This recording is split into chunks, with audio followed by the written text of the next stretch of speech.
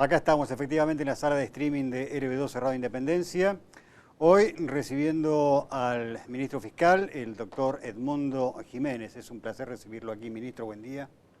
El placer es mío, buen día. Muchas gracias por la visita. Por favor. Bueno, estábamos charlando en la previa con el ministro de tantísimos temas, ¿no? Un personaje, perdón por la expresión personaje, algo enigmático, Edmundo Jiménez.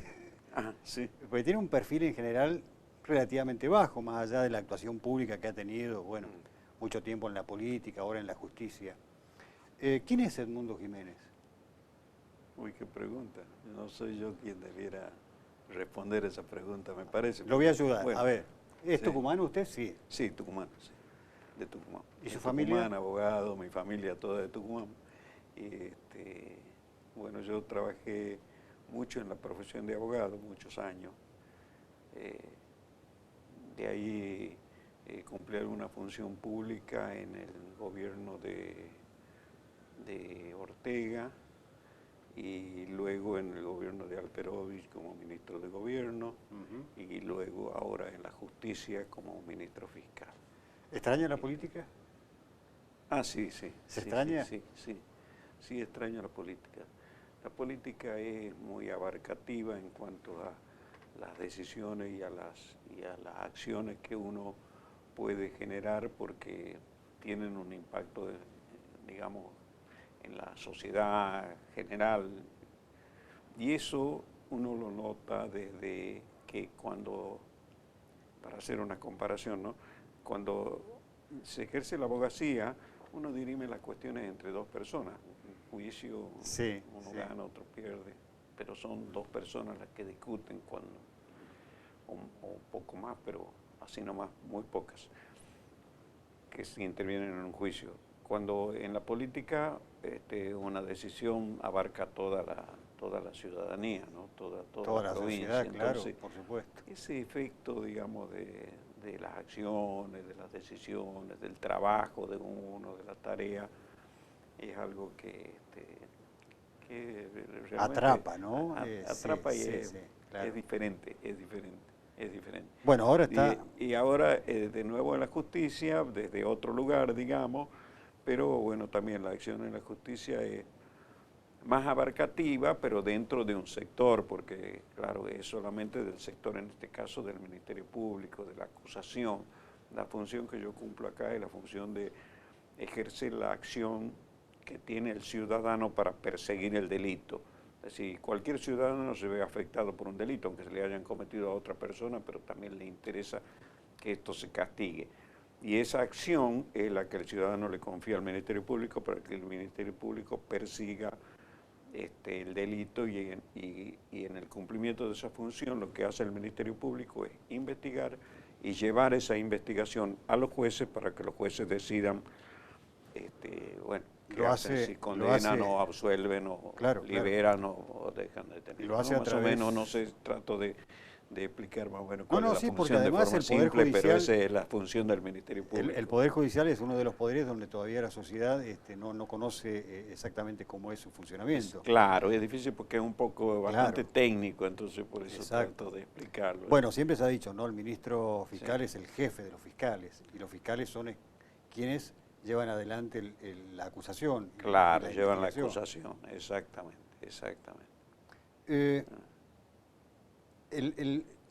Quiero hablar del prestigio del Poder Judicial, que está en una suerte de cresta de la ola, no en su mejor momento, ¿no?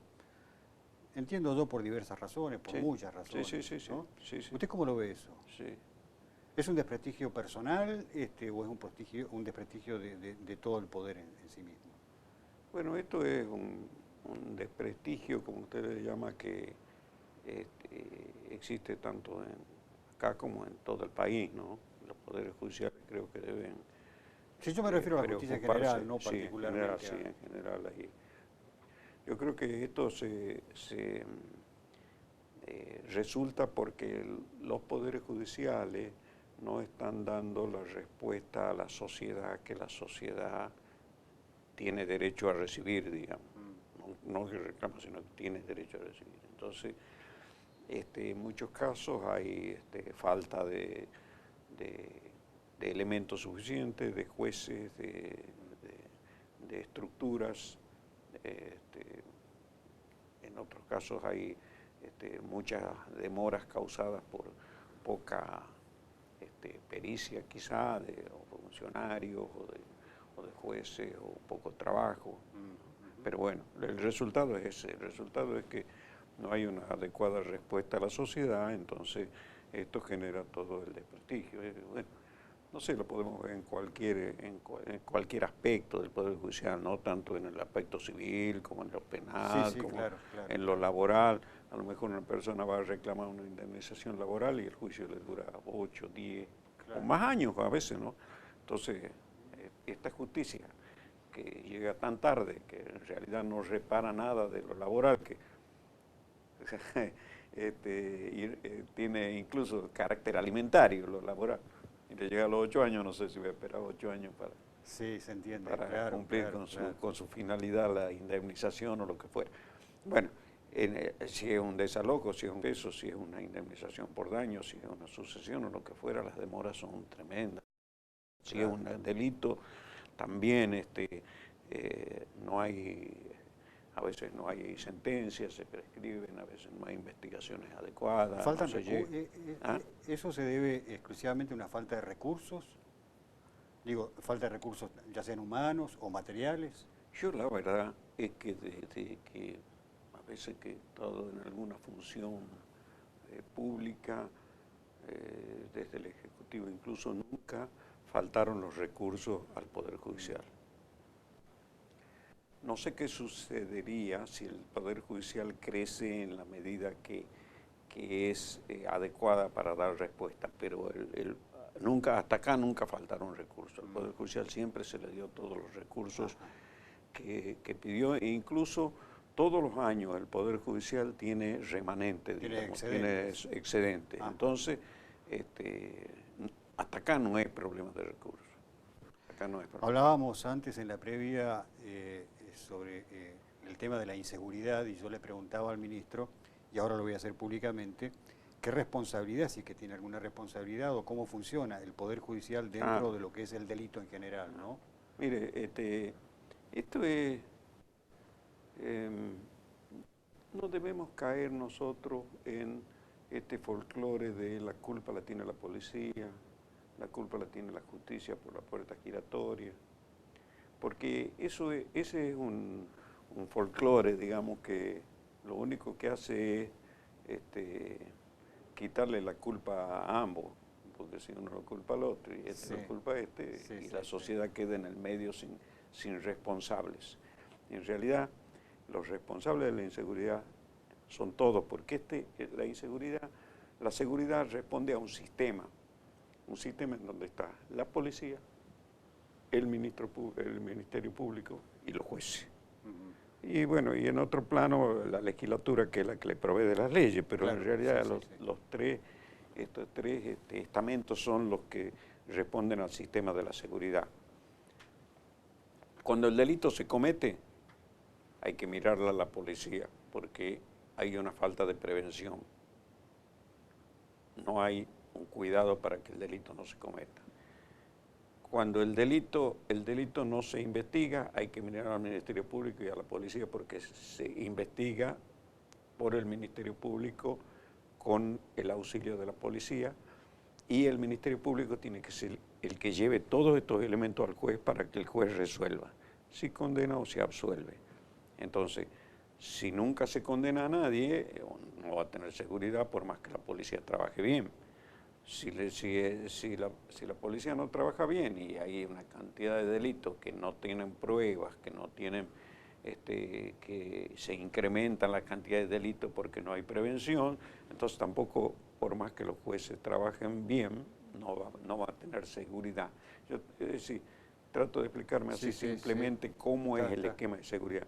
Esto tiene que funcionar todo, tiene que funcionar la policía, tiene que funcionar el Ministerio Público y tiene que funcionar los jueces para que tengamos una seguridad adecuada.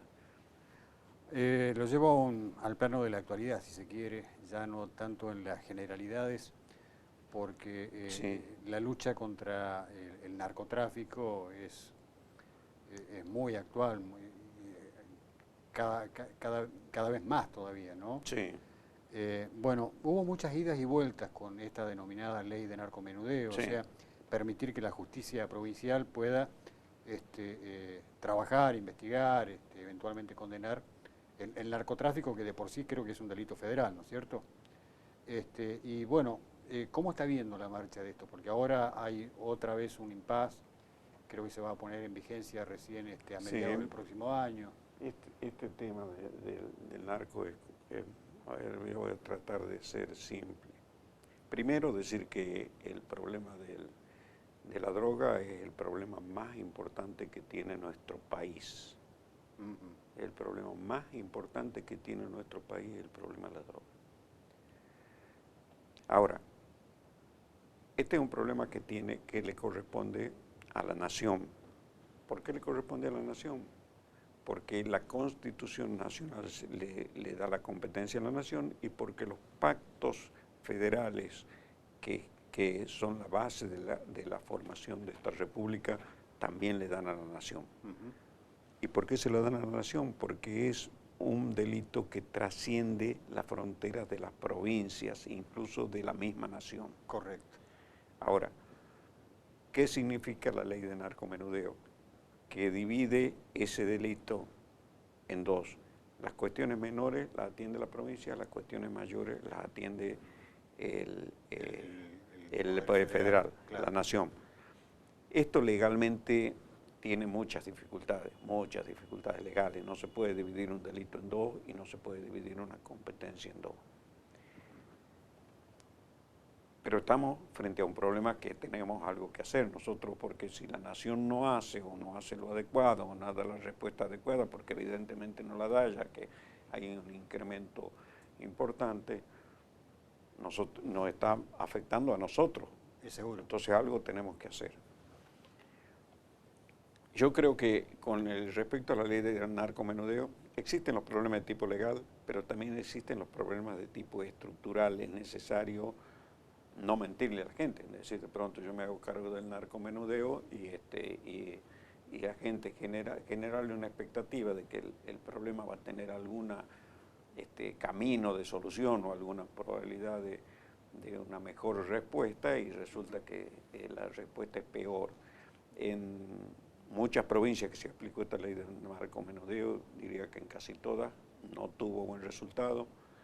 Y además hay que tener una estructura importante también para la recuperación de los adictos y demás.